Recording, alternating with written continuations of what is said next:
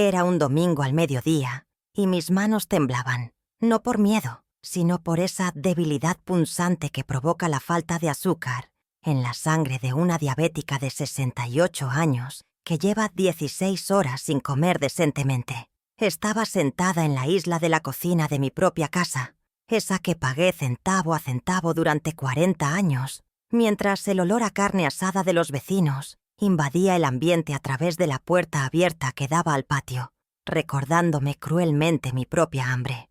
La luz del sol entraba con fuerza, iluminando el polvo en el aire y la humillación que estaba a punto de suceder ante la mirada curiosa de las visitas que comenzaban a llegar al jardín.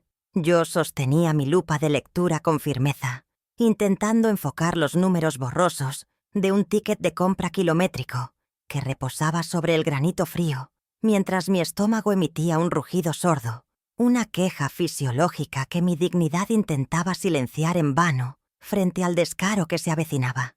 Mi hija, Natalia, que había viajado 3 horas solo para visitarme y llenar mi despensa, abrió las 2 puertas del enorme refrigerador de acero inoxidable, esperando encontrar la abundancia que ella misma había financiado el día anterior. El silencio que siguió al abrir esas puertas fue más estruendoso que cualquier grito. El electrodoméstico estaba desoladoramente vacío, salvo por una jarra de agua y un limón seco olvidado en una esquina. Natalia se giró hacia mí, con los ojos desorbitados, alternando su mirada entre el interior hueco de la nevera y el comprobante bancario que yo alisaba sobre la mesa. Un papel que certificaba un gasto de $3.150 ejecutado hacía menos de 24 horas. La incredulidad en su rostro se transformó rápidamente en una furia contenida. Esa clase de enojo que te sube calor al cuello cuando te das cuenta de que la generosidad ha sido burlada de la forma más vil posible. Fue entonces cuando entró Camila, mi nuera, masticando ruidosamente una manzana roja y brillante, la única fruta que parecía haber sobrevivido al saqueo, o quizás la única que ella había decidido no robarse ese día. Cruzó la cocina con esa arrogancia de quien se siente intocable, ignorando mi palidez y el temblor de mis manos, y se apoyó contra la encimera con una indiferencia que helaba la sangre. Vestía ropa deportiva de marca, comprada seguramente con el dinero que debía ser para mis medicinas, y nos miró como si nuestra presencia allí fuera una molestia en su agenda social. Desde el patio, las voces de los primeros invitados de su círculo social comenzaban a escucharse, convirtiendo la cocina en un escenario semipúblico, donde cada palabra dicha resonaría con el peso de una sentencia social, aunque ella, en su narcisismo, no parecía calcular el riesgo de tener testigos. Natalia, incapaz de contenerse por más tiempo, golpeó el ticket contra la mesa y su voz quebrada por la indignación resonó clara. «Mamá, ¿por qué estás ahí sentada con hambre? Yo acabo de dejarte ayer compras por más de $3.000. ¿Dónde están los 5 kilos de lomo? ¿Dónde está el salmón, los quesos importados y las cajas de suplementos para mi madre?» La pregunta quedó flotando en el aire, densa y acusadora. Yo seguí mirando el papel a través de mi lupa, observando cómo cada ítem cobrado contrastaba violentamente con la realidad de mi alacena vacía. Mi mente de contadora, entrenada para detectar fraudes en balances corporativos complejos, empezó a trabajar automáticamente, disociándose del dolor físico para centrarse en la evidencia tangible del delito doméstico que tenía frente a mis narices. Camila ni siquiera parpadeó, dio otro mordisco a su manzana y soltó una risa corta, despectiva, como si la pregunta fuera absurda. «Ay, Natalia, ¿qué tanto drama haces por un poco de comida?», respondió con una ligereza que resultaba insultante, mientras se limpiaba la comisura de los labios. «Llevé todo a casa de mi madre esta mañana. Ella sí sabe aprovechar los buenos ingredientes y tiene una fiesta hoy. Además, aquí se iba a echar a perder porque tu madre ya casi ni come. Se le olvida», lo dijo con tal cinismo frente a la puerta abierta que sentí cómo la vergüenza ajena me recorría la espalda. Admitía el robo no como un crimen, sino como una redistribución lógica de recursos, asumiendo que yo, la vieja, Ya no tenía derecho ni siquiera a la nutrición básica que mi hija me proveía. Antes de que Natalia pudiera saltar sobre ella, Camila levantó una mano con las uñas perfectamente manicuradas para detenerla y lanzó su contraataque, sabiendo que Damián, mi hijo, acababa de entrar a la cocina y, como siempre, bajaría la cabeza para evitar el conflicto. «Y mira, suegra, ya que estamos hablando de dinero y aportes», dijo Camila, clavando sus ojos fríos en los míos. «Ya es hora de que actualicemos las reglas de esta convivencia. Si quieres seguir ocupando ese cuarto en la planta baja y usando mis servicios de enfermería, desde el próximo mes son $1.500 de alquiler». La cifra resonó en la cocina. $1.500, una cantidad absurda, ilegal y depredadora, calculada para exprimir hasta la última gota de mi jubilación y forzarme a la indigencia total en mi propio hogar. El mundo pareció detenerse por un segundo. Miré a Damián, esperando que defendiera a la madre que le pagó la universidad y le cedió esta casa de 280 metros cuadrados cuando él quebró hace 5 años. Pero él solo miró al suelo, cobarde y cómplice. Camila sonreía triunfante, creyendo que con esa amenaza financiera me había reducido a una anciana asustada y dependiente. No sabía que acababa de cometer un error táctico fatal. Había introducido una transacción financiera en una relación familiar. Y en el mundo de las transacciones, yo no soy una abuela indefensa, soy una auditora senior que nunca ha dejado pasar un error de cálculo. Sentí cómo la adrenalina reemplazaba la falta de azúcar, estabilizando mi pulso y aclarando mi mente con una nitidez peligrosa. Con un esfuerzo supremo me levanté de la banqueta, apoyando mi peso sobre la mesa, pero manteniendo la espalda recta, recuperando cada centímetro de mi estatura y de mi historia. Tomé el bolígrafo rojo que siempre llevo en el bolsillo de mi suéter y tracé un círculo lento y deliberado alrededor del total del ticket. 3.150 €. Levanté la vista y la miré directamente a los ojos, sin ninguna emoción, solo con la frialdad de quien dicta una sentencia irrevocable. «Cóbrame lo que quieras, Camila», dije con una voz serena, casi susurrada, pero con una dicción tan perfecta que hasta los vecinos del patio debieron escuchar. «Ponle precio a mi cama y a mi aire, pero recuerda una cosa, en esta casa, y bajo mi supervisión, los números siempre cuadran al final. Y tú acabas de abrir un balance que no vas a poder cerrar». Camila soltó una carcajada nerviosa. «Ay, por favor, tómate tu pastilla que estás delirando». Y salió hacia el jardín dando un portazo a la realidad, convencida de que su victoria era absoluta. Natalia me abrazó llorando, prometiendo buscar abogados, pero yo ya no estaba escuchando sus lamentos. Mi mirada estaba fija en el ticket de compra lleno de marcas rojas. Ese papel no era basura, era la prueba A. La guerra había sido declarada no con gritos, sino con cifras, y ella no tenía idea de que acababa de despertar a la única persona capaz de rastrear hasta el último centavo que me había robado. Mientras comía un pedazo de pan seco que Natalia encontró, saqué mentalmente mi vieja calculadora. El juego había comenzado. Mientras masticaba aquel pedazo de pan duro que Natalia había rescatado de la alacena, mi mirada recorrió las molduras del techo de la cocina y no pude evitar que mi mente viajara 25 años atrás. No veía las manchas de humedad que Damián había prometido arreglar hace meses. Veía el sacrificio invisible, las horas de sueño perdidas y la juventud que invertí en cada ladrillo de esta propiedad. La gente ve a una anciana sentada en una esquina, un mueble más de la casa, pero olvidan que fui yo quien levantó los cimientos de este refugio.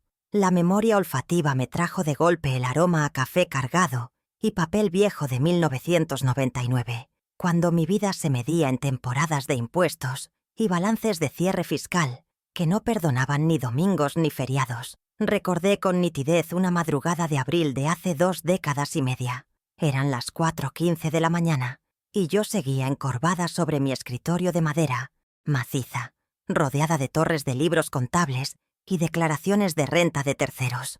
Mis ojos ardían por el esfuerzo, pero no me permitía parar porque tenía un objetivo fijo grabado en la mente: la hipoteca de esta casa en Los Olivos. En aquel entonces, las tasas de interés rondaban el 18% anual, una usura bancaria que amenazaba con devorar mis ingresos si no era extremadamente disciplinada. Yo no tenía un marido rico ni una herencia salvadora. Tenía mi título de contadora pública, una calculadora científica y una voluntad de acero para amortizar capital cada mes, sin falta.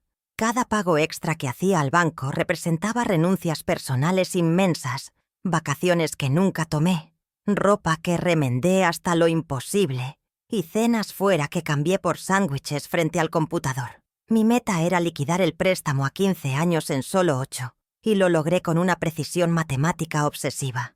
Esta casa de 280 metros cuadrados, con sus 4 habitaciones, jardín amplio y acabados de primera, no fue un regalo del destino. Fue el resultado de 3000 noches de trabajo ininterrumpido. La compré pensando en dejarles un patrimonio seguro a mis hijos, un techo donde nunca pasaran frío, sin imaginar que un día ese mismo techo sería la prisión, donde se me negaría un plato de comida caliente.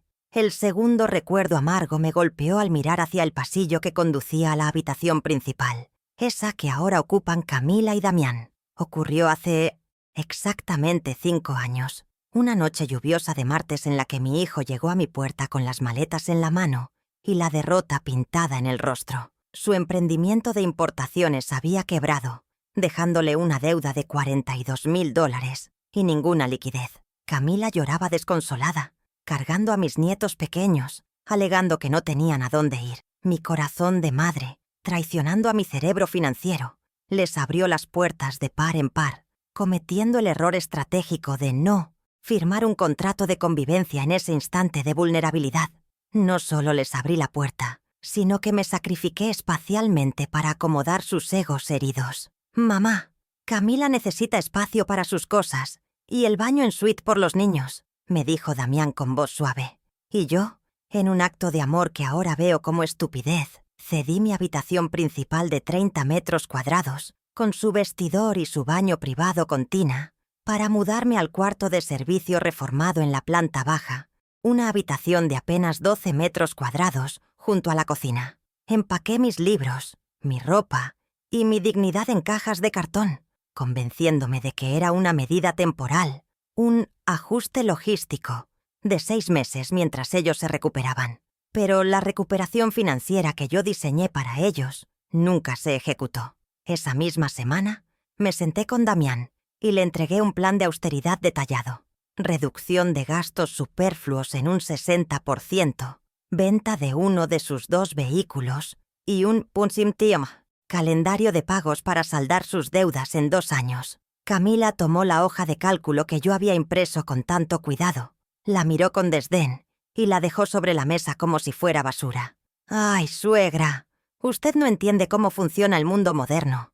La imagen lo es todo para los negocios. No podemos vivir como indigentes», sentenció, dejando claro que mi inyección de capital de $20,000, mis ahorros de emergencia que usé para pagar a sus acreedores más agresivos, era para ella un derecho adquirido, no un préstamo de honor.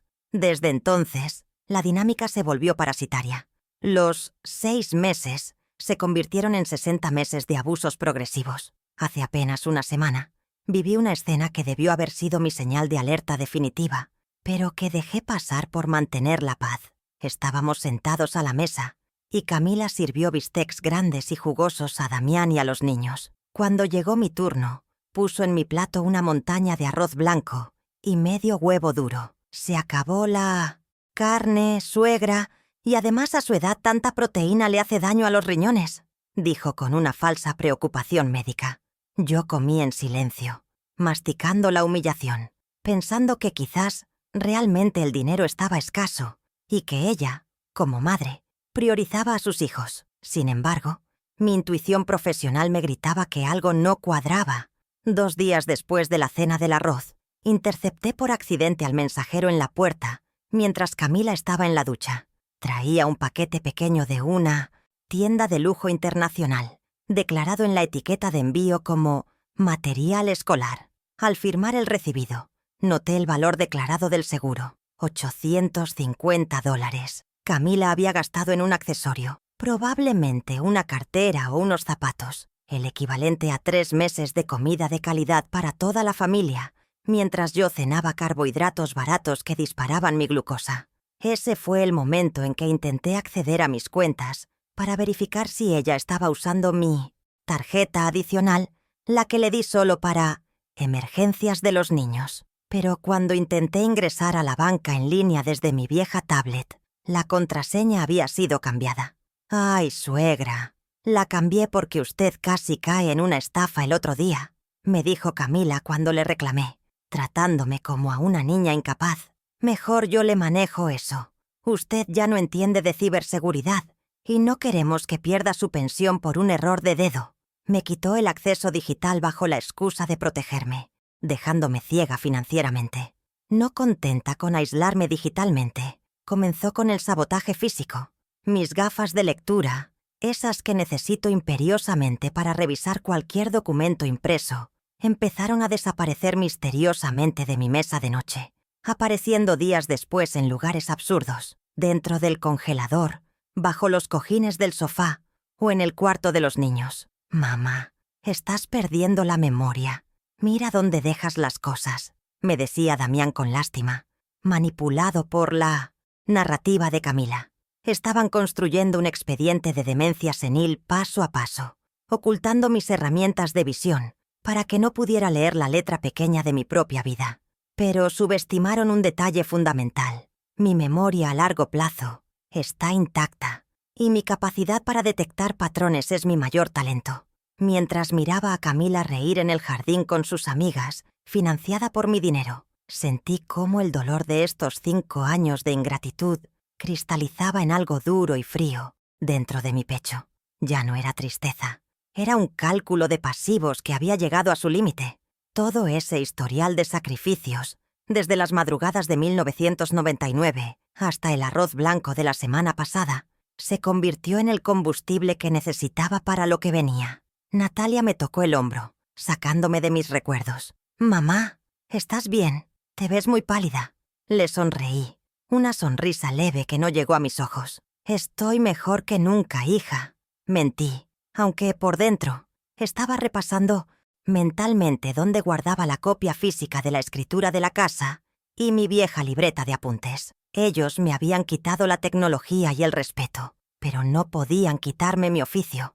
Iba a demostrarles que esta vieja todavía sabía cómo hacer una auditoría forense y que el costo de subestimar a la mujer que construyó el techo bajo el que duermen iba a ser impagable. Era hora de dejar de ser la víctima para volver a ser la dueña. Con la frialdad de un cirujano que se prepara para una operación crítica, alisé el ticket de compra sobre la mesa de granito, convirtiendo la cocina en mi sala de auditoría improvisada. Natalia, secándose las lágrimas, me observaba mientras yo sacaba mi bolígrafo rojo y comenzaba el proceso de conciliación de inventario, una tarea que había realizado miles de veces en empresas multinacionales, pero nunca con la comida de mi propia familia. El papel térmico, largo y arrugado, detallaba una lista de 143 artículos específicos, con hora de impresión a las 16:30 del sábado anterior. Mi primera acción fue marcar con una X violenta los productos perecederos de alto valor que brillaban por su ausencia. 5 kilos de lomo fino, 3 piezas de salmón noruego y 4 ruedas de queso manchego curado. No había rastro de ellos ni en el refrigerador, ni en el congelador, ni en la basura. La evidencia física de la sustracción era irrefutable y sumaba, solo en proteínas, unos $680 que jamás tocarían mi plato. Continué el rastreo visualizando mentalmente el volumen de esa compra. $3.150 en víveres ocupan un espacio físico considerable. Al menos 12 bolsas grandes repletas, imposibles de perder o consumir en una noche. La coartada de Camila de que se iba a echar a perder era matemáticamente insostenible.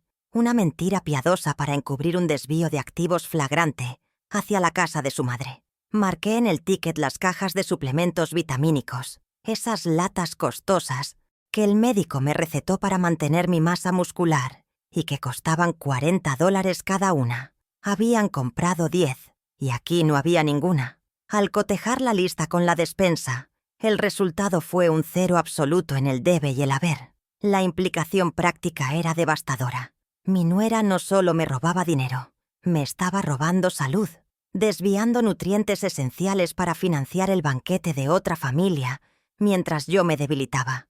Natalia intentó decir algo sobre confrontarla de inmediato, pero le hice un gesto de silencio.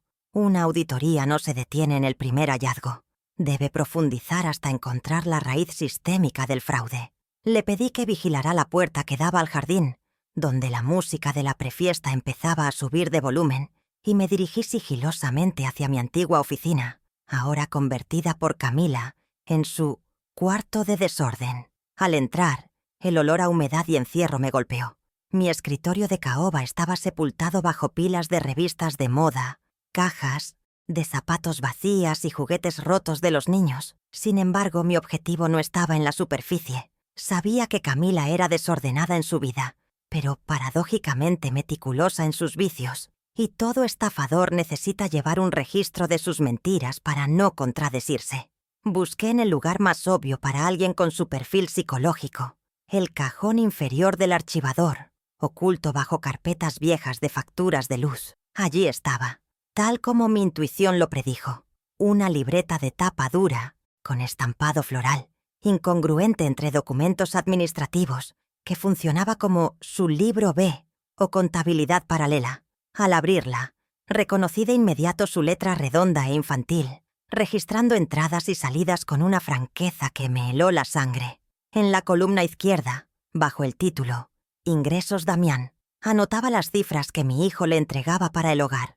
En la derecha, los gastos reales. Mis ojos se detuvieron en una entrada de hace 3 días. Farmacia abuela, 200. Pero al lado, entre paréntesis, había escrito uñas y pestañas. La indignación me subió por la garganta como bilis. Camila no solo inflaba los costos de mi manutención para pedirle más dinero a su esposo, sino que documentaba el delito con la tranquilidad de quien se sabe impune, convirtiendo mis supuestas enfermedades en su fuente de financiación estética. Pasé las páginas con dedos temblorosos, encontrando meses de registros similares que desnudaban una malversación sistemática y cronificada. Cardiólogo Adriana, 150, correspondía en realidad a cena con las chicas. Reparación tubería cocina, 450, era en verdad abono cartera Gucci. Cada línea era una puñalada a mi confianza y una prueba documental de abuso de confianza agravado. Hice un cálculo rápido sumando las cifras de las últimas 20 páginas. En solo 6 meses había desviado más de $8,000 bajo el concepto de gastos de la abuela. Esta libreta no era solo un diario, era una confesión escrita de puño y letra que desmontaba cualquier defensa de olvido o error administrativo. Tomé fotos de cada página con el celular de Natalia, asegurando la evidencia digital antes de devolver el cuaderno a su escondite, dejándolo exactamente como lo encontré, para no levantar sospechas prematuras. Pero el libro B solo explicaba el flujo de efectivo diario. Necesitaba ver el daño estructural en mis ahorros bancarios, esos a los que me habían negado el acceso. Aprovechando que Camila estaba ocupada, recibiendo a más invitados en el jardín, y Damián servía bebidas, me senté frente a la vieja computadora de escritorio que compartíamos en el estudio. La pantalla de inicio me pedía una contraseña que ya no conocía, pero los estafadores domésticos suelen ser perezosos con la seguridad digital. Probé con la fecha de nacimiento de mi nieto mayor, una combinación que Camila usa para todo, por falta de imaginación. Entró al primer intento. El escritorio virtual se desplegó, y con el corazón acelerado, navegué hacia la página de mi banco. El navegador tenía las credenciales guardadas automáticamente, otro error de novata que facilitaba mi labor forense. Hice clic en Iniciar sesión y recé para que aún quedara algo que salvar. Lo que vi en la pantalla me obligó a agarrarme del borde del escritorio para no desmayarme. El saldo disponible en mi cuenta de ahorros de toda la vida, donde se depositaba mi pensión y los remanentes de la venta de un terreno hace años, era de $42 con 18 centavos. Sentí un vacío en el estómago más doloroso que el hambre física. Hace 5 años, esa cuenta tenía casi $50,000, Comencé a revisar el historial de transacciones filtrando por los últimos 12 meses, y el patrón de saqueo emergió con claridad cristalina. No había grandes retiros únicos que encendieran alarmas bancarias, sino un robo hormiga, incesante y metódico.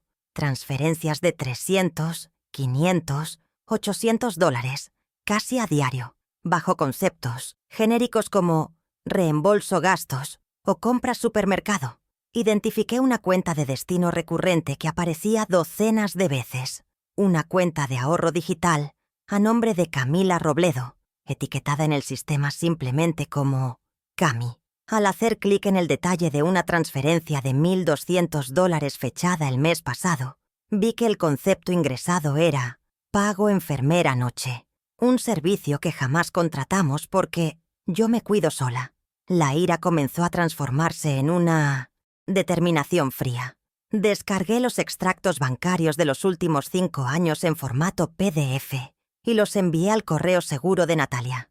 La trazabilidad del dinero era perfecta. Cada centavo que salía de mi esfuerzo terminaba en la cuenta personal de mi nuera, financiando un estilo de vida que mi hijo no podía pagar y que yo estaba subvencionando involuntariamente con mi propia vejez. Mientras la impresora escupía silenciosamente las copias físicas de los extractos más incriminatorios, mi mente de auditora cruzó los datos. $45,000 desaparecidos en total, pero faltaba una pieza en este rompecabezas de traición. En la bandeja de entrada del correo electrónico de Damián, que estaba abierto en una pestaña secundaria, vi un asunto que me heló la sangre. Tasación inmobiliaria.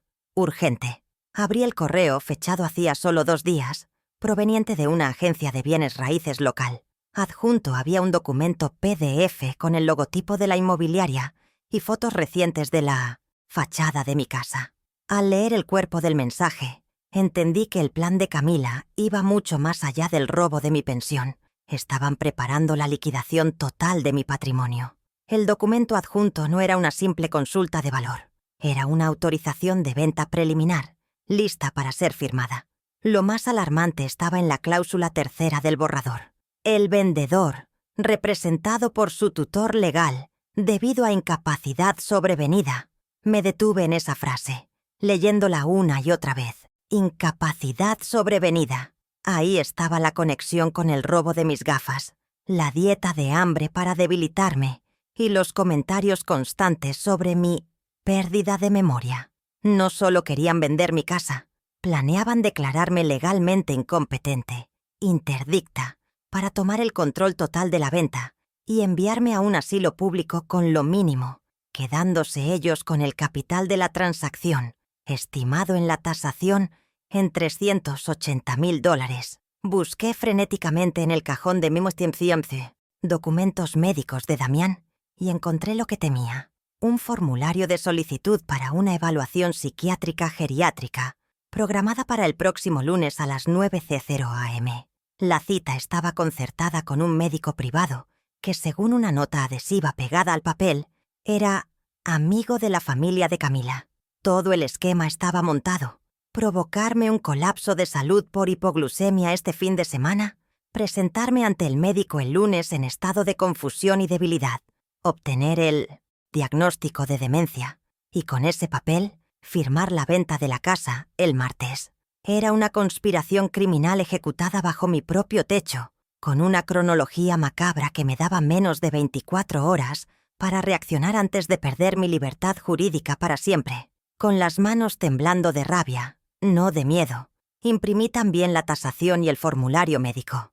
Tenía las pruebas del robo de alimentos, el registro de la contabilidad paralela en el libro B, la evidencia del desfalco bancario y ahora la prueba de la conspiración para incapacitarme. Pero para detener una venta inmobiliaria fraudulenta, necesitaba el documento más poderoso de todos, el as de espadas, que anula cualquier pretensión de terceros. Me levanté y fui hacia el armario empotrado del pasillo, donde guardaba una pequeña caja fuerte, ignífuga, camuflada detrás de unas cajas de adornos navideños viejos. Recé para que Camila, en su arrogancia, no hubiera llegado tan profundo en su saqueo. Moví las cajas, polvorientas con dificultad, sintiendo el peso de los años en mis articulaciones. hasta revelar la caja metálica gris. Giré el dial con la combinación que memoricé el día que compré la casa. 199904. El mecanismo hizo un clic satisfactorio y la puerta se abrió. Allí, dentro de un sobre de plástico hermético, reposaba intacta la escritura original de compraventa de 1999, con los sellos notariales en relieve, y mi nombre, Adriana Montalvo, como única propietaria titular, sin gravámenes ni hipotecas pendientes. Junto a ella estaba mi testamento hológrafo, que revocaba cualquier poder anterior. Acaricié el papel grueso del título de propiedad. Era el escudo que me protegería de la intemperie. Saqué la escritura y la abracé contra mi pecho un instante. Este documento demostraba que yo no era una arrimada en casa de mi hijo. Yo era la dueña absoluta del suelo que pisaban. La estrategia legal de Camila dependía de que yo fuera una anciana pasiva y confundida, incapaz de encontrar un papel de hace 25 años. Pero al tener este documento en mi mano, la dinámica de poder acababa de cambiar radicalmente. Ahora tenía la capacidad legal de expulsarlos, de bloquear la venta y de demandarlos por administración fraudulenta. Guardé la escritura en mi carpeta azul, junto con los extractos bancarios y las copias de los correos. Regresé a la cocina donde Natalia seguía vigilando. Puse la carpeta sobre la mesa y la miré a los ojos. Ya no había rastro de la anciana débil de hace una hora. ¿Lo tienes todo, mamá?, preguntó ella viendo mi transformación. Asentí lentamente, golpeando suavemente la tapa de la carpeta. Tengo más que eso, hija. Tengo la trazabilidad completa del crimen, desde el primer kilo de carne hasta el último dólar de la cuenta. Han estado construyendo mi ataúd financiero, pero se olvidaron de verificar si el cadáver estaba vivo. Miré hacia el jardín, donde Camila reía, ajena a que su tiempo de descuento había comenzado. La evidencia tangencial era abrumadora. El ticket de supermercado demostraba el robo inmediato. El cuaderno revelaba la intención dolosa. Los extractos bancarios cuantificaban el daño patrimonial y los correos inmobiliarios exponían la amenaza existencial. Cada documento era un clavo en la estructura de mentiras que habían montado. Ahora sabía exactamente cuánto me debían, cuándo planeaban deshacerse de mí y cómo pensaban hacerlo. La auditoría había concluido con hallazgos catastróficos para la administración actual. Era momento de pasar de la investigación a la ejecución. Tenía que diseñar un plan que no solo detuviera el golpe del lunes, sino que revirtiera el daño de 5 años en un solo acto público y definitivo. No bastaba con ir a la policía. Necesitaba exponerlos socialmente, destruir su reputación con la misma meticulosidad con la que ellos habían destruido mis finanzas y recuperar mi casa legalmente. Miré el reloj de pared. Eran las 12:00 p.m. del domingo. Tenía menos de 20 horas para preparar el Mitofintesnaf contraataque antes de que el médico amigo intentara declararme loca. «Natalia», dije con voz firme, abriendo la carpeta para mostrarle el horror organizado en filas y columnas. «Necesito que uses tu firma de abogada ahora mismo. Vamos a redactar un acta notarial de hechos y a preparar una demanda civil, pero no la vamos a entregar todavía. Primero, vamos a dejar que Camila tenga su fiesta». Mi hija me miró confundida. «¿Por qué esperar, mamá? ¡Nos están robando!». Sonreí con esa frialdad que solo se adquiere tras ver demasiados balances fraudulentos. Porque, en auditoría, el impacto de la revelación depende del momento de la presentación. Y yo quiero presentar este balance final cuando tenga a todos sus testigos presentes. Cerré la carpeta con un golpe seco. La fase de descubrimiento había terminado. Mis manos ya no temblaban por falta de azúcar. Ahora vibraban con la energía de la justicia inminente. Tenía los números, tenía los papeles y tenía la voluntad. Camila quería cobrarme alquiler por vivir en mi propia casa. Pues bien, yo estaba a punto de cobrarle cada lágrima, cada humillación y cada centavo con intereses moratorios. El plan silencioso estaba por comenzar. Lunes, 8:00 a.m. El día comenzó con una mentira táctica necesaria para ganar tiempo y libertad de maniobra. Damián entró a mi habitación con el ceño fruncido, listo para llevarme a esa evaluación médica trampa que habían orquestado con el amigo de Camila para declararme senil. Me hice la débil, fingiendo un mareo severo y náuseas incontrolables, una actuación que no requirió mucho esfuerzo considerando mi estado físico real tras días de mala alimentación. «No puedo levantarme, hijo. Todo me da vueltas», gemí desde la cama, asegurándome de que mi voz sonara frágil y desorientada. Damián, visiblemente molesto por el contratiempo en su cronograma de despojo, llamó al consultorio para cancelar, reprogramando la cita para el martes. En cuanto escuché el motor de su auto alejarse, llevándose a los niños, al colegio y a Camila al gimnasio, me levanté de un salto. La enferma había desaparecido. La auditora acababa de entrar en turno. A las 9:15 am, Natalia llegó por la puerta trasera, cargando 2 laptops de alta velocidad y una impresora portátil, convirtiendo la mesa del comedor en un centro de comando financiero temporal. Cerramos las cortinas pesadas para evitar miradas indiscretas de los vecinos y desplegamos los documentos recuperados el día anterior. La prioridad era sistematizar el caos. Transcribimos manualmente cada entrada del libro B de Camila a una hoja de cálculo maestra, cruzando las fechas con los retiros bancarios inexplicables. El patrón que emergió fue tan preciso que asustaba. Cada vez que Damián recibía un pago de sus clientes, Camila extraía el 40% bajo conceptos falsos de mantenimiento del hogar, desviando el resto a cuentas de terceros. No era un gasto desordenado, era un esquema Ponzi doméstico, donde yo era la única inversionista y la única víctima. Para el mediodía, habíamos logrado categorizar 5 años de movimientos bancarios, identificando un agujero negro financiero de $45.000, cifra que coincidía escalofriantemente con mis cálculos mentales preliminares. Pero el hallazgo más doloroso no fue el monto total, sino el detalle de los conceptos. Descubrimos 12 transferencias de $500 cada una a una agencia de viajes local, etiquetadas en el sistema de Camila como Terapias Físicas Abuela. Mientras yo pasaba los veranos encerrada en esta casa sin aire acondicionado para ahorrar electricidad, mi nuera había estado financiando fines de semana en la playa para su madre con mi dinero. La rabia me calentó la cara, pero Natalia me tomó la mano y me recordó el objetivo. «No llores, mamá. Documenta. Cada lágrima debe convertirse en un dato probatorio para el juicio». Martes, 9:00 am. Aprovechando que Camila tenía su sesión semanal de peluquería y Damián estaba en una reunión de trabajo, ejecutamos la segunda fase del plan, el blindaje legal. Salimos de la casa con sigilo, subiendo al auto de Natalia estacionado a 2 cuadras para no levantar sospechas. Sentir el sol en la cara y el aire fresco de la libertad fuera de esas 4 paredes me dio una energía renovada. Nos dirigimos directamente a la notaría pública número 5, donde el titular, un antiguo colega de mi difunto esposo, nos recibió con urgencia. Mi objetivo era quirúrgico: revocar cualquier poder notarial, mandato o carta de autorización que pudiera haber firmado en el pasado a favor de mi hijo Damián, cortando de raíz su capacidad legal para actuar en mi nombre bajo cualquier circunstancia.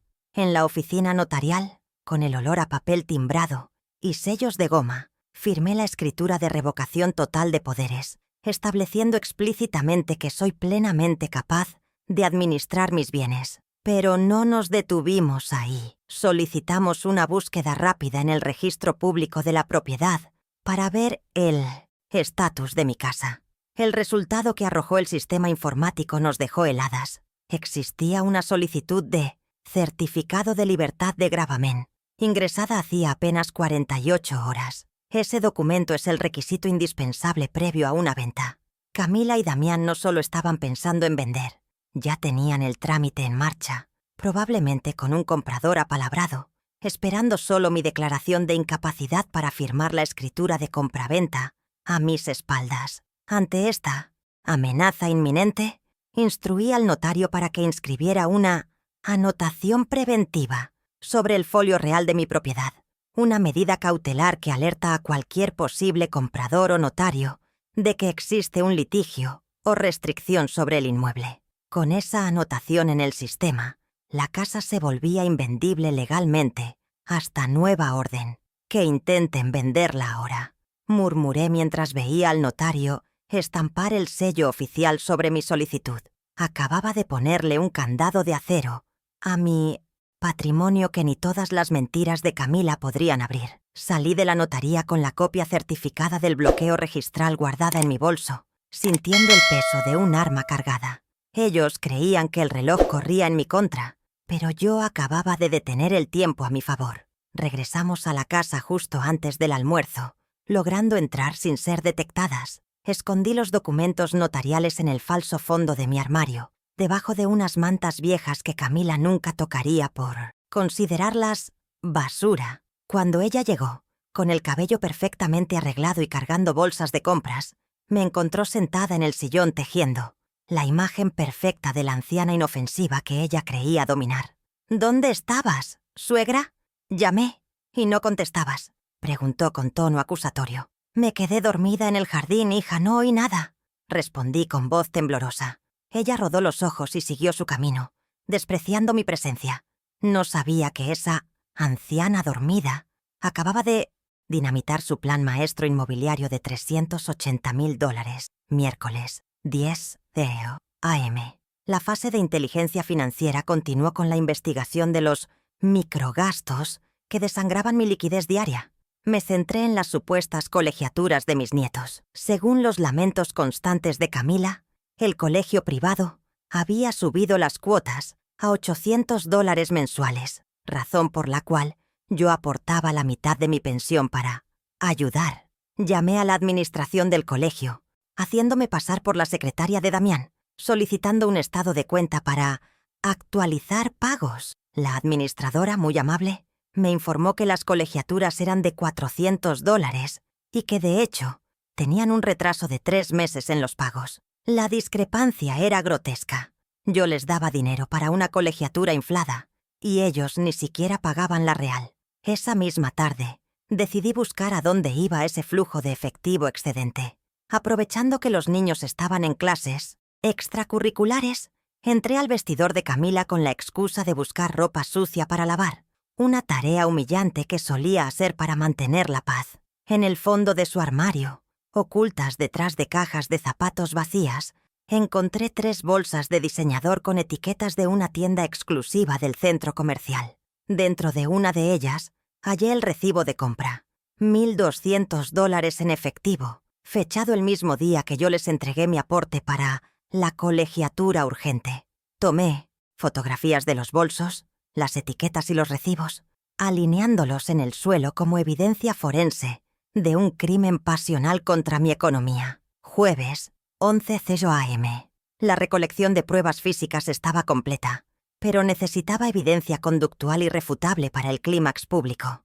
Natalia llegó con una caja de regalo que supuestamente contenía té para la abuela, pero que en realidad ocultaba 4 microcámaras de alta definición, con transmisión vía Wi-Fi y baterías de larga duración. Mientras Camila estaba ocupada coordinando por teléfono los detalles de su fiesta con la organizadora de eventos, aprovechamos el ruido de la aspiradora para instalar los dispositivos en puntos estratégicos que cubrirían los ángulos muertos de su traición. Instalé la cámara 1 en la parte superior de la alacena de la cocina, camuflada entre frascos de especias viejas, con un ángulo perfecto hacia el refrigerador y la mesa donde solía dejar su bolso y sus notas. Esta cámara capturaría cualquier movimiento de saqueo de alimentos o conversaciones incriminatorias que tuviera en ese espacio.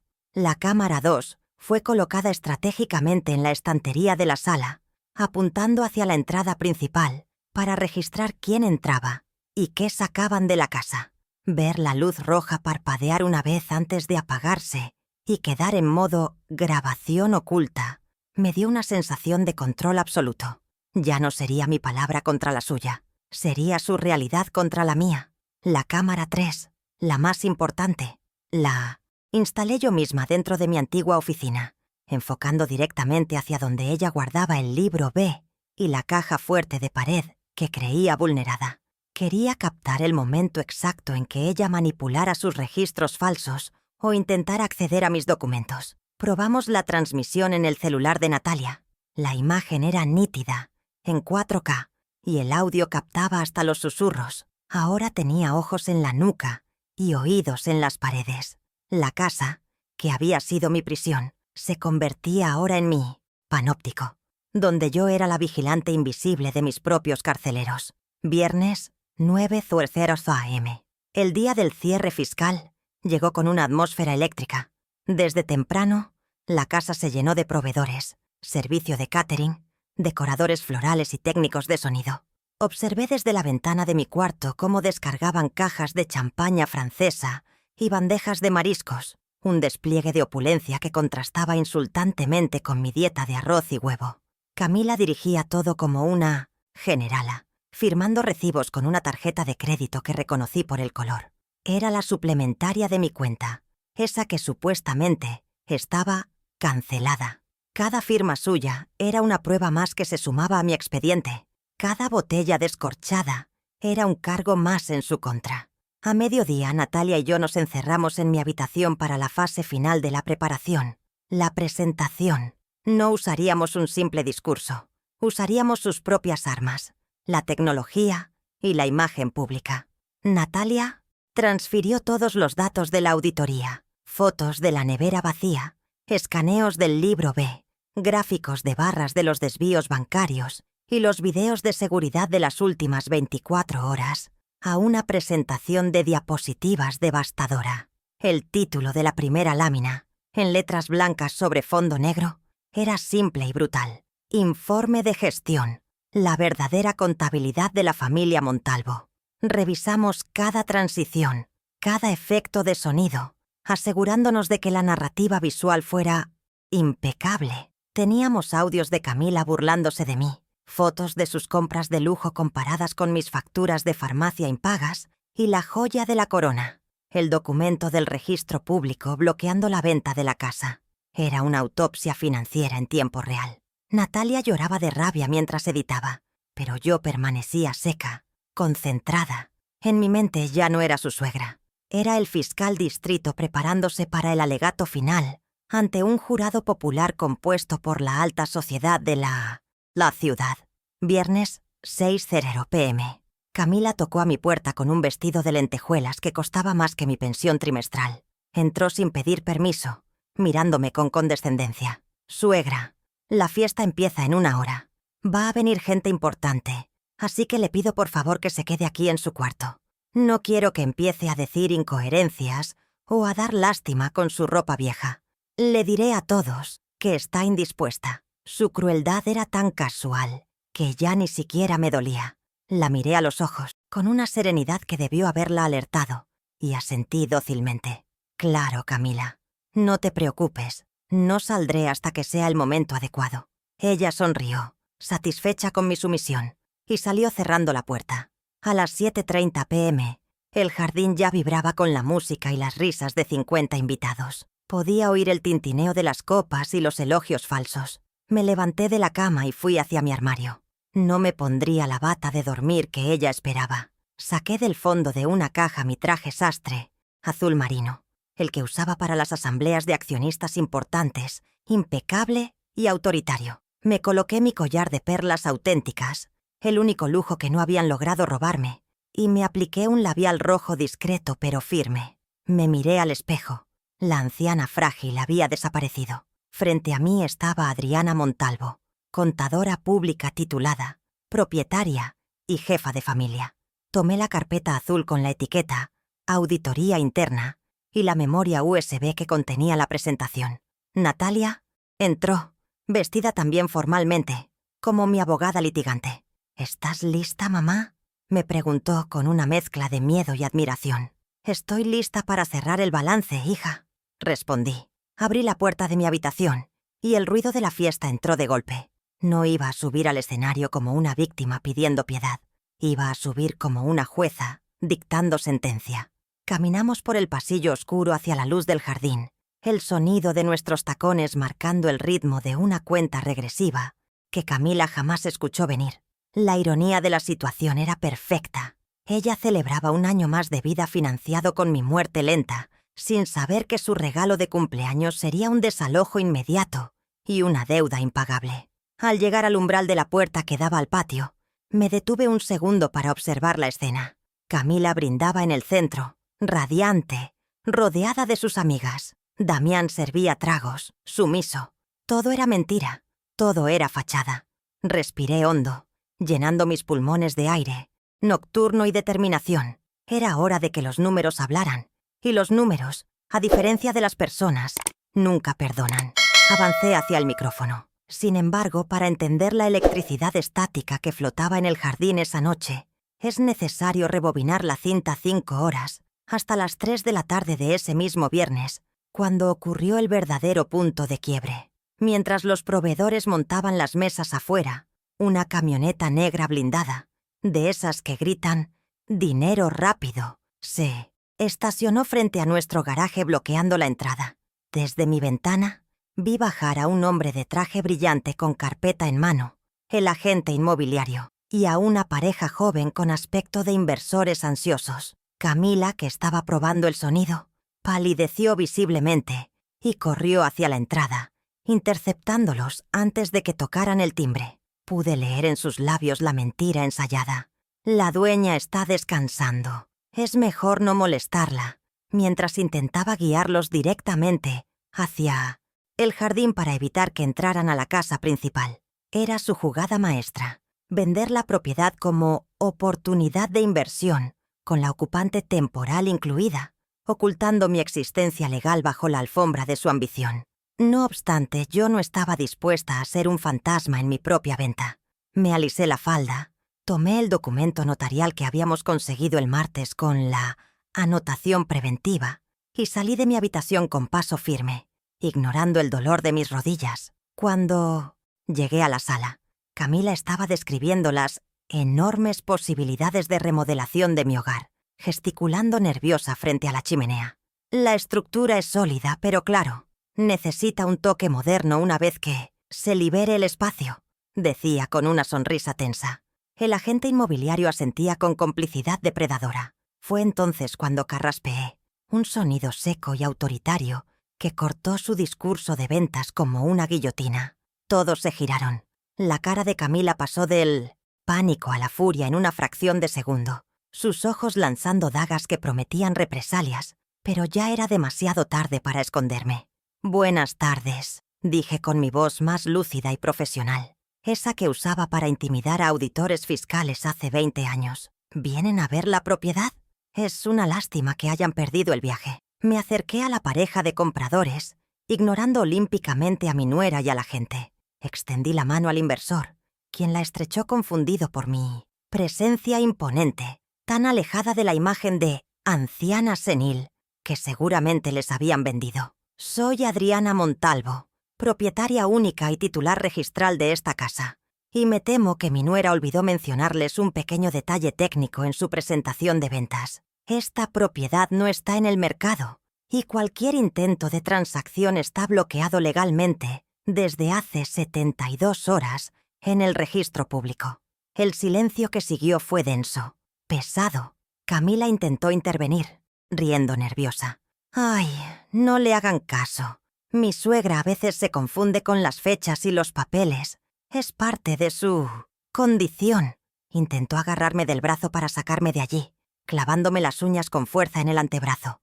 Un gesto de violencia física disimulada. Pero yo no me moví ni un milímetro. Con una calma glacial, saqué de mi carpeta la copia certificada del bloqueo registral, con el sello azul fresco y legible, y se la entregué directamente al inversor. «Los números y los sellos no sufren de demencia, caballero. Aquí tiene el folio real 45890 con una prohibición de enajenar activa. Si este agente le aceptó un depósito de reserva, le sugiero que exija su devolución inmediata antes de que entre en un litigio civil por fraude procesal». El comprador leyó el documento, sus ojos escaneando las cláusulas legales con creciente alarma. Su esposa miró a Camila con desprecio y luego al agente inmobiliario, quien empezaba a sudar copiosamente bajo su traje barato.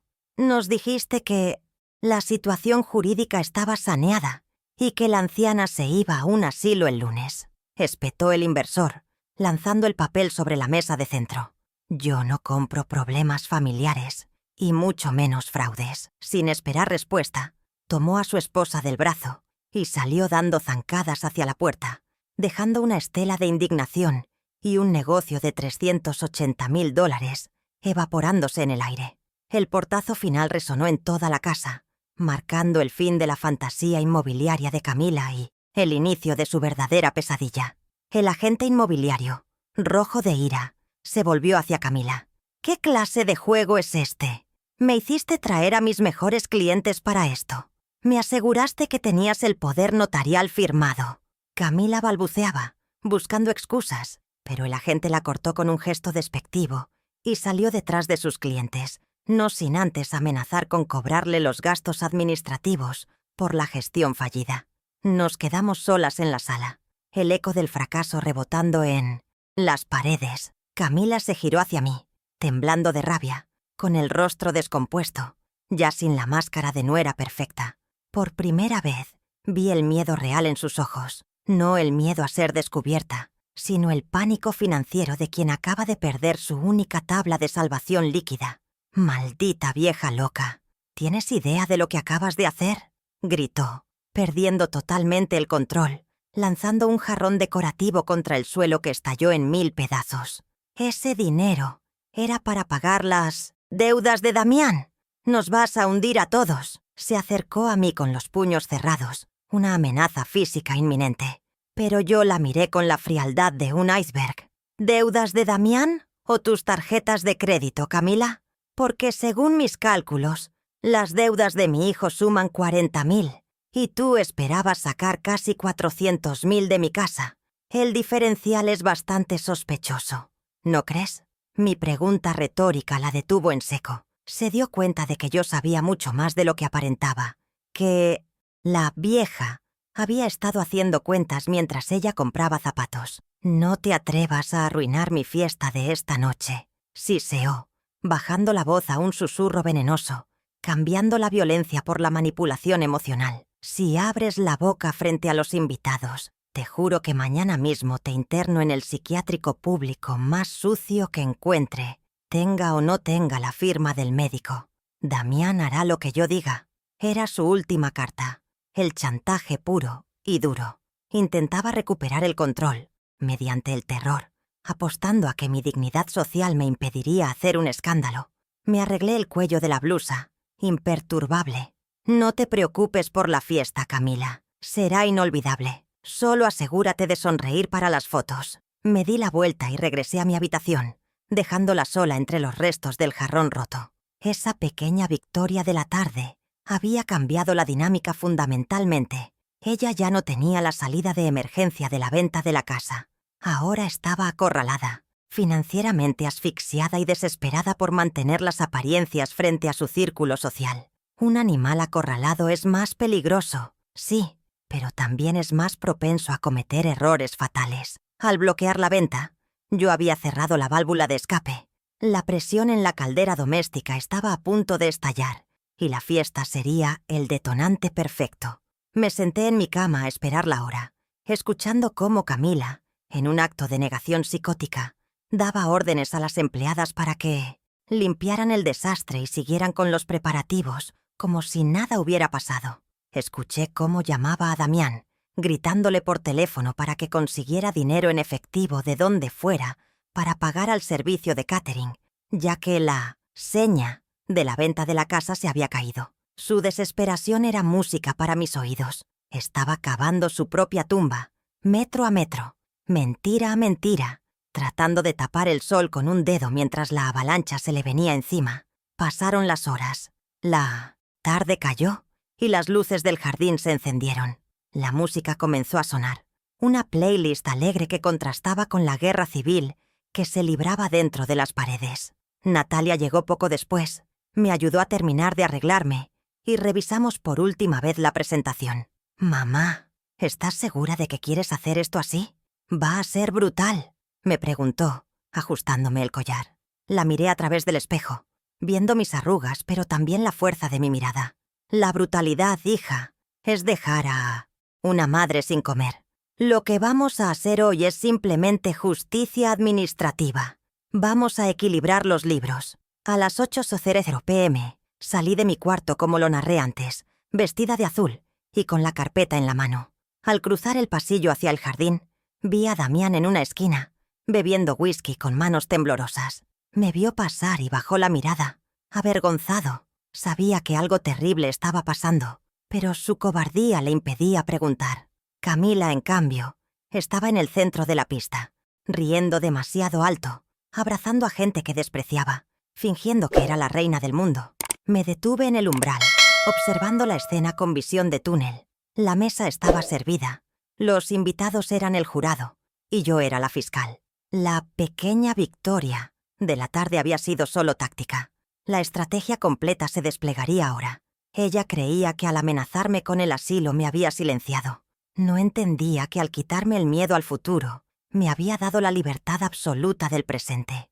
Respiré el aire nocturno cargado de perfume caro y tensión oculta.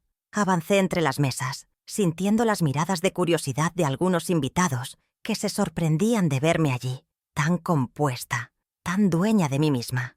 Camila me vio acercarme al micrófono y su sonrisa se congeló. Sus ojos se abrieron con el reconocimiento tardío del peligro real. No le di tiempo a reaccionar. No le di tiempo a llamar a seguridad ni a inventar una excusa médica. Me planté frente al atril donde estaba conectado el sistema de sonido. Conecté mi mirada con la suya a través de la multitud y, con un gesto suave pero decidido, hice la señal a Natalia para que encendiera el proyector. El haz de luz cortó la oscuridad del jardín, iluminando la pantalla gigante blanca que habían instalado para pasar fotos familiares felices. El murmullo de la gente cesó. El silencio se hizo absoluto. El reverso intermedio había tensado la cuerda hasta el punto de ruptura. Ahora era el momento de soltarla y dejar que el golpe cayera con todo su peso. El chillido agudo del micrófono al acoplarse con los parlantes cortó el aire festivo como un cuchillo, silenciando instantáneamente la música ambiental y las conversaciones triviales de los 50 invitados. Me paré firme detrás del atril, sintiendo cómo el foco de luz principal me cegaba momentáneamente, pero no me importó. Yo no necesitaba verlos a ellos. Necesitaba que ellos vieran la verdad. Ajusté la altura del micrófono con movimientos lentos y deliberados, dejando que la tensión se acumulara en el silencio incómodo que se había apoderado del jardín. Camila, que estaba a unos metros con una copa de champaña a medio camino de sus labios, se quedó petrificada, con una sonrisa grotesca congelada en el rostro, debatiéndose entre correr para arrancarme el micrófono o mantener la compostura de anfitriona perfecta.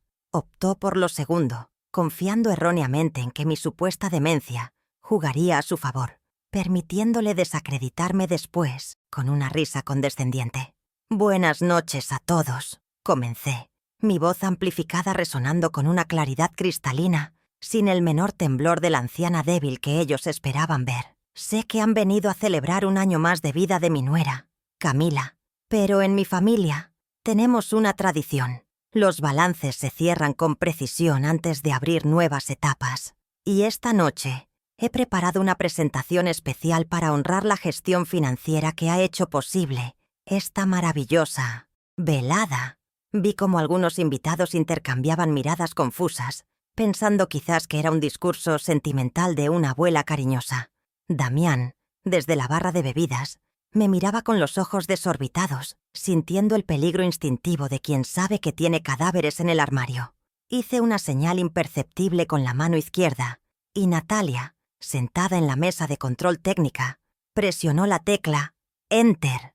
La pantalla gigante de proyección, que hasta hace un segundo mostraba un carrusel de fotos familiares retocadas, se fue a negro por un instante dramático, antes de iluminarse con una diapositiva de fondo blanco inmaculado. En letras negras, sobrias y brutales, apareció el título: Auditoría Forense Doméstica, Flujo de Caja, 2019-2024. Sujeto: Camila Robledo.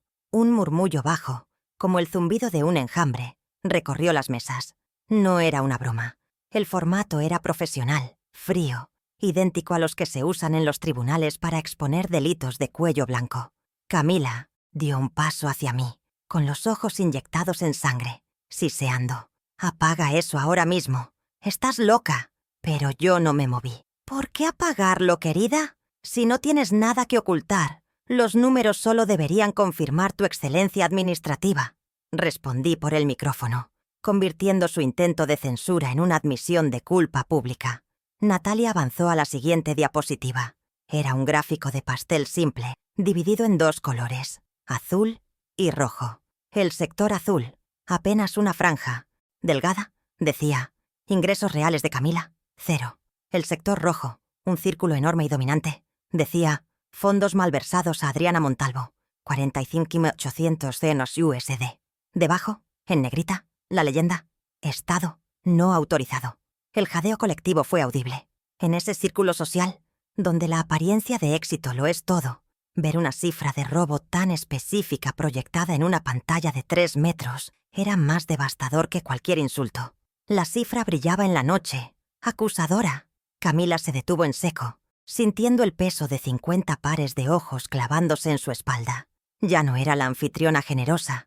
El gráfico la acababa de etiquetar como una ladrona parasitaria. Como pueden ver en el gráfico, continué con mi tono de profesora universitaria, ignorando el caos emocional que empezaba a brotar.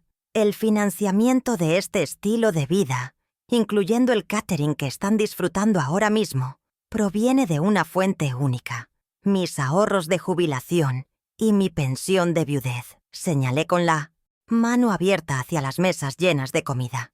Pero no se preocupen, la generosidad de mi nuera es legendaria, con el dinero ajeno. Sin embargo, para entender la magnitud de la ingeniería financiera de Camila, debemos ir al detalle operativo.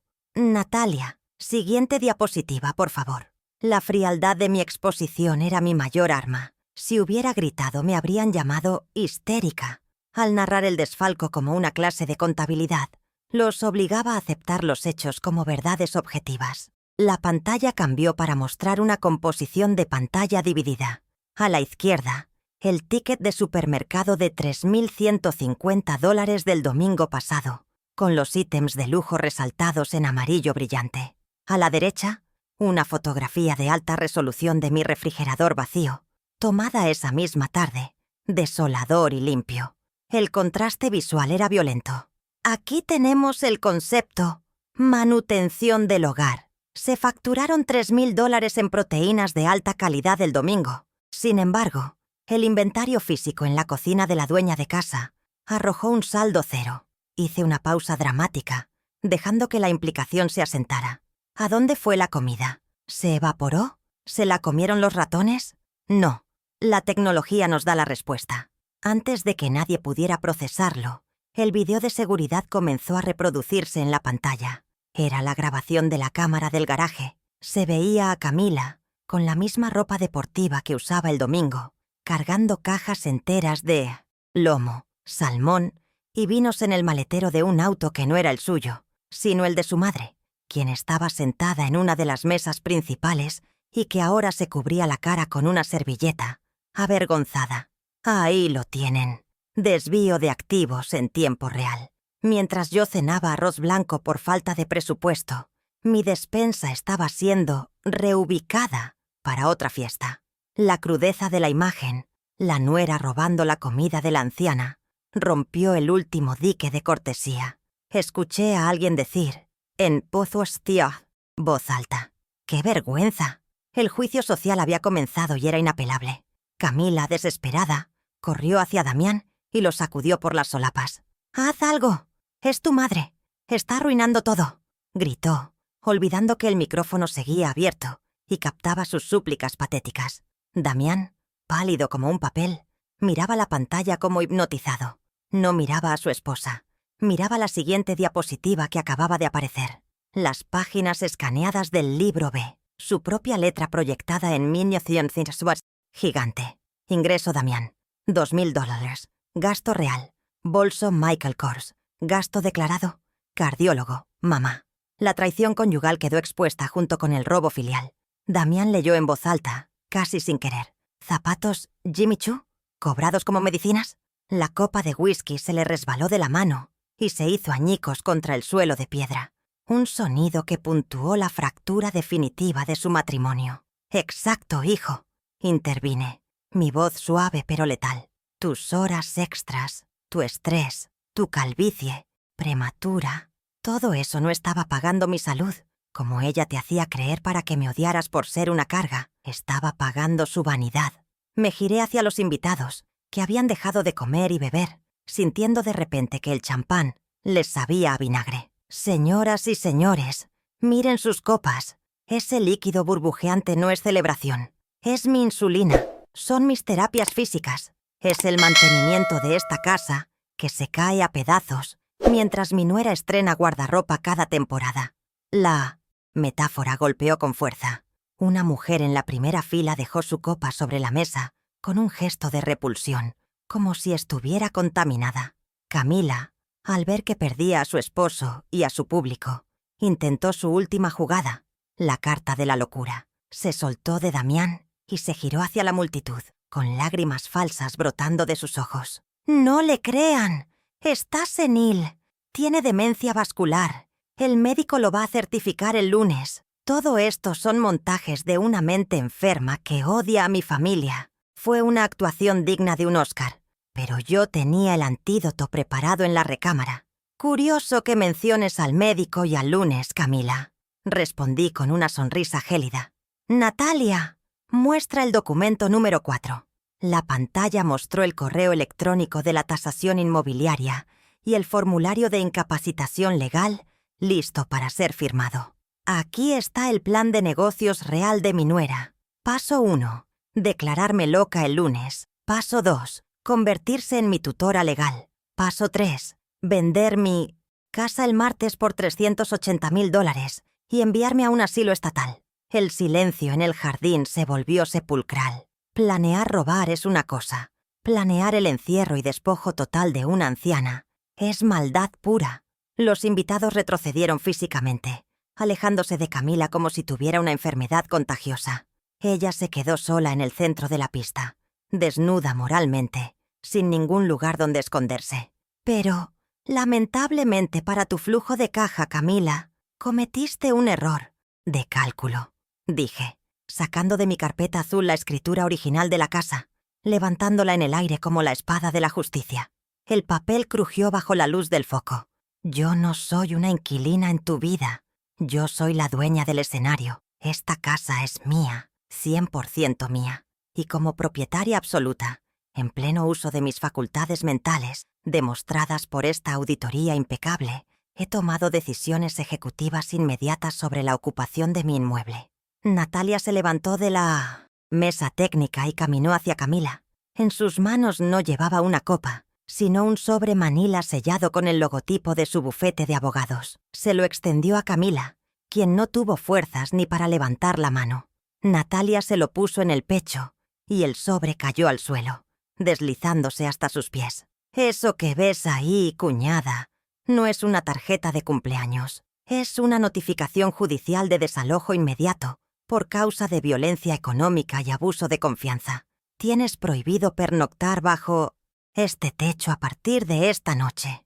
«No puedes hacer esto. Tengo hijos. Es la casa de mis hijos», chilló Camila, perdiendo la compostura, cayendo de rodillas en el pasto, no por arrepentimiento, sino por la devastación de perder su estatus. «¿Tus hijos?», repliqué con dureza. «Mis nietos se quedan. Ellos son víctimas de tu avaricia tanto como yo. Pero tú te vas, y no te vas a un hotel de lujo, porque he congelado las tarjetas suplementarias y he notificado al banco del fraude. Te vas con lo que traes puesto, que irónicamente también pagué yo. La sentencia había sido dictada, pero faltaba la ejecución de la pena financiera». Me dirigí a Damián, que seguía mirando los restos de su vaso roto. «Y tú, Damián, tú permitiste esto. Tu silencio fue el cómplice necesario de su robo. Así que ahora compartes la deuda». La pantalla cambió a una última diapositiva. Un número gigante en rojo. 45.800 Nasraf Plus. Intereses legales. Ese es el saldo deudor. Tienes dos opciones. O recuperas ese, dinero de los bolsos y viajes de tu esposa, y me lo devuelves centavo a centavo, o despídete de cualquier herencia futura. No voy a financiar mi propia destrucción, ni un día más». Damián levantó la vista, con los ojos llenos de lágrimas, y por primera vez en 5 años vi un destello de hombría en su mirada, o quizás solo de resignación ante la realidad innegable. Miró a Camila que seguía gritando en el pasto, y luego me miró a mí. «Lo siento, mamá», susurró. Luego se giró hacia su esposa y dijo con voz ronca: «Vete, Camila. Haz lo que dice mi madre. Vete antes de que llame a la policía, yo mismo». Fue el golpe de gracia. Su propio esposo, su rehén financiero, acababa de cambiar de bando ante la evidencia abrumadora. Para asegurar que la orden se cumpliera, señalé hacia la entrada lateral del jardín. 2 oficiales de policía uniformados que Natalia había contratado como servicio adicional de seguridad privada para el evento, con potestad de intervención ante disturbios, dieron un paso al frente, cruzándose de brazos, observando a Camila con seriedad. No era necesario que la esposaran. Su presencia era el recordatorio físico de que esto ya no era un pleito familiar, sino un asunto legal. Los oficiales supervisarán que recojas tus efectos personales estrictamente necesarios. Nada de joyas, nada de bolsos comprados con mi dinero, nada de muebles, solo tu ropa, sentencié. Los invitados comenzaron a moverse, incómodos, buscando las salidas. Nadie se despidió de la cumpleañera. Algunos se acercaron a mí, murmurando disculpas atropelladas, avergonzados de haber sido parte del circo. Pero yo no buscaba sus disculpas, yo buscaba mi paz. «La fiesta ha terminado», anuncié, apagando el micrófono con un clic seco. La pantalla gigante se apagó, devolviendo el jardín a la penumbra, salvo por las luces de seguridad que ahora iluminaban el camino de salida para Camila. Me quedé allí, de pie, viendo cómo mi nuera se levantaba del césped, con el maquillaje corrido y el vestido de lentejuelas manchado de tierra, derrotada no por la fuerza bruta, sino por la fuerza de la verdad documentada. Había entrado a esa fiesta como la reina de la casa y salía como una intrusa desalojada. Damián se acercó a mis nietos, que miraban desde la puerta del salón, para consolarlos. Yo sentí un cansancio infinito, pero era un cansancio limpio, el cansancio del deber cumplido tras una larga jornada de trabajo. Miré a Natalia, que cerraba su laptop con una sonrisa triste pero orgullosa. Lo habíamos logrado. En menos de una hora, habíamos revertido 5 años de abusos. Recuperé mi casa, detuve la sangría financiera y, lo más importante, recuperé mi posición de autoridad. Camila caminó hacia la casa escoltada por los policías, arrastrando los pies, convertida en una sombra de su arrogancia pasada. La música no volvió a sonar. El único sonido era el de los grillos y el motor de los autos de los invitados, huyendo del desastre social. Respiré hondo, llenando mis pulmones de aire que, por primera vez en mucho tiempo, se sentía mío, dentro de un jardín que volvía a ser mío. La auditoría había sido exitosa. El pasivo tóxico había sido liquidado. Ahora solo quedaba la reconstrucción. Me bajé del pequeño escenario improvisado con cuidado, sintiendo mis piernas firmes. Tenía hambre, pero esta vez sabía que en la cocina habría comida y que nadie se atrevería a quitármela. Caminé hacia la casa, pasando por el lado de la mesa del pastel intacto. Con un dedo, tomé un poco de merengue y lo probé. Estaba dulce. Sabía a victoria. Sabía a justicia. Entré a mi hogar, no como la vieja del cuarto de servicio, sino como la matriarca que acaba de limpiar la casa. La salida de Camila esa misma noche fue un espectáculo de justicia poética que ni el mejor guionista habría podido diseñar.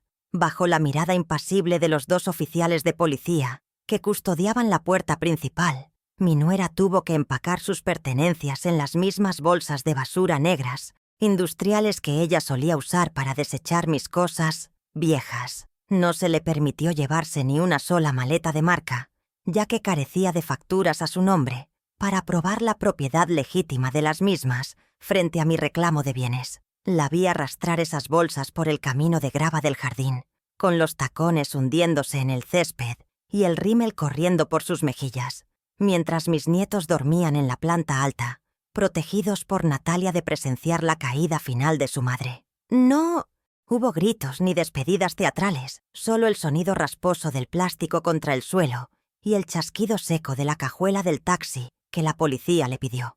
Cuando el vehículo arrancó y las luces rojas se perdieron en la oscuridad de la calle, sentí cómo la casa exhalaba un suspiro largo y profundo, liberándose de 5 años de toxicidad acumulada. El silencio que inundó la casa después de que se marchara el último invitado y los servicios de limpieza retiraran los restos de la fiesta fue casi sagrado. Ya no era ese silencio opresivo del miedo a ser regañada, sino la quietud de la paz recuperada. Caminé por la sala de estar, pasando la mano por los muebles que ahora me pertenecían de nuevo en espíritu y verdad.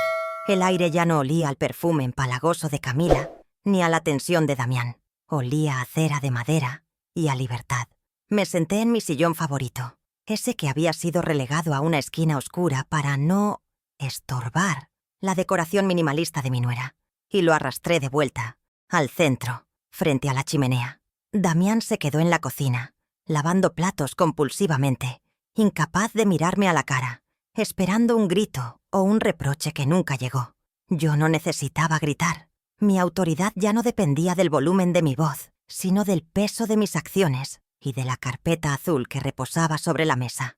A la mañana siguiente, sábado, a las 9:00 am, convoqué a Damián al comedor para establecer los nuevos términos de su residencia. No había desayuno servido, solo mi calculadora, un bloc de notas y un contrato civil redactado por Natalia durante la madrugada. Mi hijo se sentó frente a mí, ojeroso y destrozado, esperando tal vez el consuelo de una madre, pero se encontró con la mirada de un acreedor preferente. «Damián, el tiempo de las emociones se acabó anoche.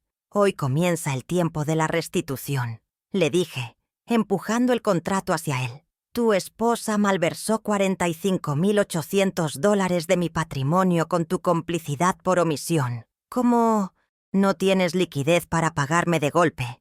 Vas a firmar este reconocimiento de deuda y un acuerdo de pago mensual. A partir del próximo mes, el 40% de tu salario será transferido automáticamente a mi cuenta hasta saldar el capital, más los intereses legales acumulados». Damián leyó el documento con las manos temblorosas, consciente de que no tenía margen de negociación. La alternativa era el desahucio y la pérdida definitiva de su futura herencia. ¿40%? «Mamá, eso me deja con lo justo para vivir», murmuró, intentando apelar a una piedad que yo ya no podía permitirme. «Exacto, hijo. Te deja con lo justo, que es mucho más de lo que ustedes me dejaron a mí cuando me daban arroz y medio huevo», respondí sin pestañear, tamborileando los dedos sobre la mesa. «Aprenderás a vivir con austeridad, como yo lo hice para comprar esta casa. Y una cosa más, si fallas en un solo pago, la cláusula cuarta se activa. La casa pasará directamente a nombre de una fundación benéfica en mi testamento, y tú te irás con las manos vacías. La confianza se gana, pero el crédito se asegura». Damián firmó el documento en silencio, sellando su destino financiero y, paradójicamente, comenzando su camino hacia la redención a través de la responsabilidad.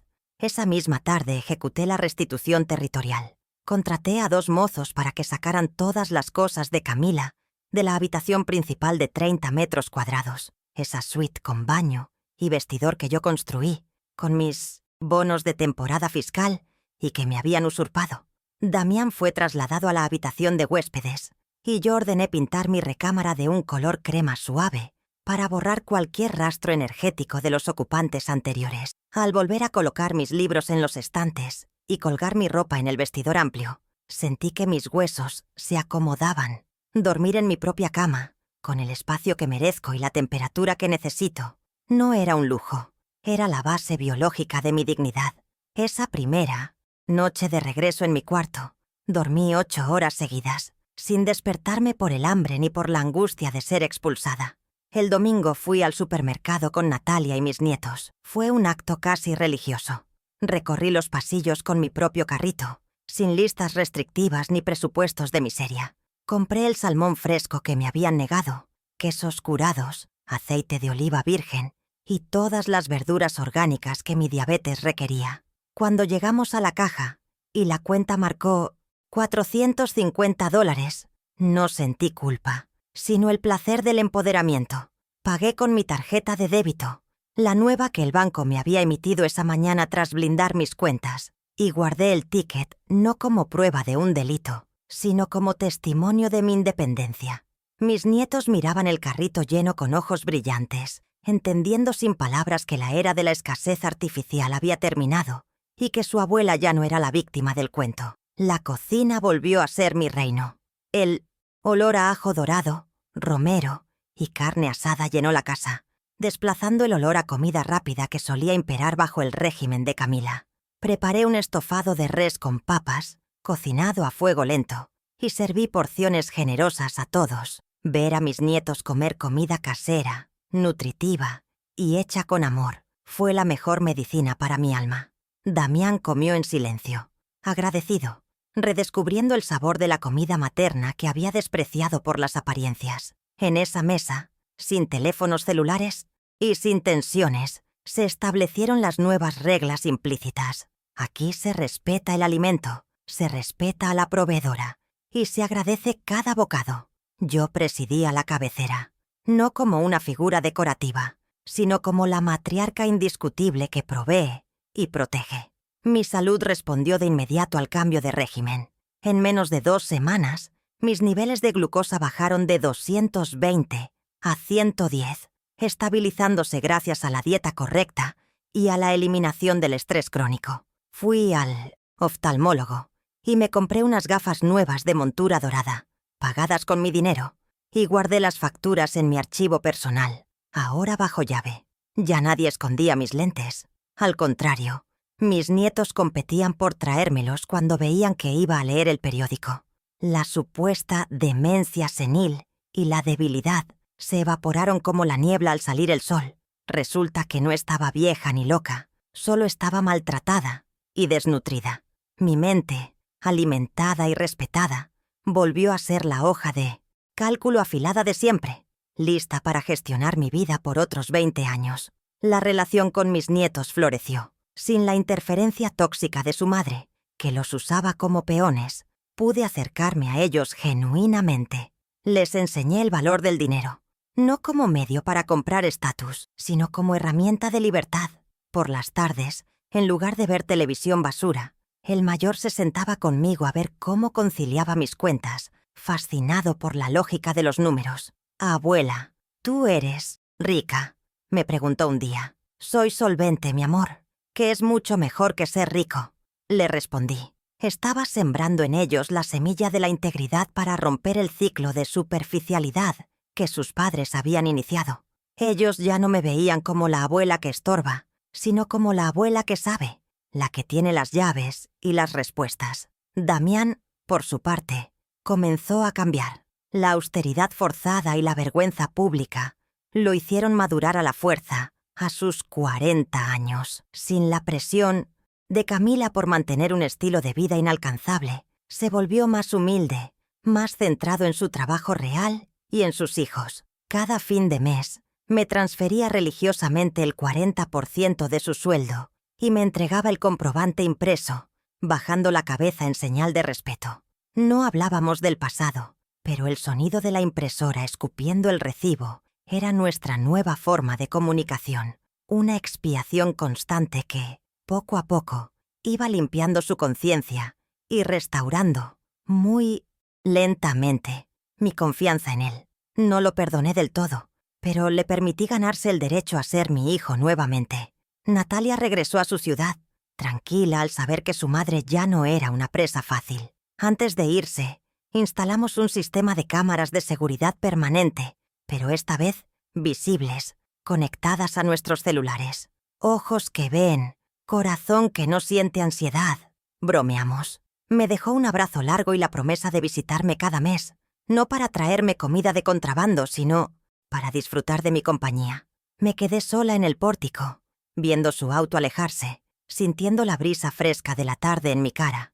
La casa estaba segura, mis finanzas estaban en orden y mi corazón estaba tranquilo. Había ganado la guerra más difícil de todas, la guerra contra la propia sangre por el derecho a existir. A veces, por las noches, me siento en la cocina con mi taza de té y mi lupa, revisando los extractos bancarios solo por placer, disfrutando de ver las columnas de haber, crecer y las de debe, disminuir. Ya no hay números rojos, ni gastos ocultos de farmacia que esconden bolsos de lujo. Cada centavo está donde debe estar. He aprendido que la generosidad sin límites es una invitación al abuso, y que poner límites no es falta de amor, sino exceso de autorrespeto. No volveré a ser la víctima silenciosa de nadie. Mi chequera y mi casa están cerradas para los parásitos y abiertas solo para quienes entienden el valor del esfuerzo. Salgo al jardín, al mismo lugar, donde hace una semana fui humillada públicamente, y miro mis rosales que empiezan a florecer de nuevo tras ser descuidados por mi nuera. Arranco una mala hierba con decisión y la arrojo lejos. La vida, al igual que la contabilidad, requiere auditorías periódicas para eliminar lo que no suma y potenciar lo que vale. He recuperado mi saldo a favor y no pienso permitir que nadie vuelva a desequilibrar mis libros. Me ajusto el chal, respiro el aroma de las flores y sonrío, sabiendo que el futuro me pertenece. Miro hacia la ventana de mi habitación, iluminada y cálida, y pienso en la lección final que esta auditoría me dejó. Una lección que vale más que los $380,000 de la casa. Me digo a mí misma, con la certeza de quien ha sobrevivido al naufragio para convertirse en la capitana del barco, en la contabilidad de la vida, la dignidad es el único activo que no se puede negociar. Y mi saldo ahora es, y será siempre, positivo.